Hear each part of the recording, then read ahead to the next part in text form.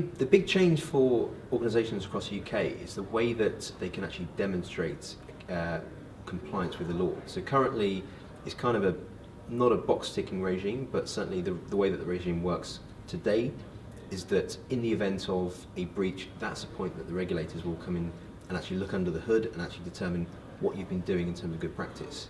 The way that, certainly the pendulum shift within GDPR will require that organisations can actually demonstrate and are accountable for the way that they manage privacy across the organisation, both from doing the right thing, so actually complying and actually being seen to comply. So I think this new concept that's been introduced called accountability will certainly change the way that organisations need to be a lot more forward-leaning and transparent about the way that they manage data protection across their businesses. I think a good practical example is the way that organisations present to customers their privacy policies. So if you think about a bank or a retailer, in their privacy statement it will say, we use your data for these purposes, we're going to share it with these companies, and these are your rights as an individual.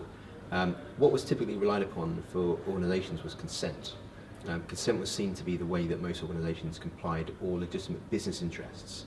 Those are becoming a lot more difficult to manage or certainly achieve under GDPR, which will mean one of the new requirements is to present to consumers or your individuals, the sort of customer base, a clear description about what lawful justification you have for using data. So actually, instead of just relying solely on consent, you have to say that for purpose X, consent will be the mechanism that's the lawful reason for you using that data. And you've got to be a lot more granular to say to them, all of these things we're going to use your data for, do you consent? And that consent can be withdrawn, which actually means that consent isn't a lawful justification that organisations will be readily willing to rely upon, because it's actually quite difficult to achieve in practice now under GDPR. It can be freely withdrawn at any point in time, and therefore they'll start to look at other lawful justifications for how data is used, which will certainly be a shift in the way that practice is currently done.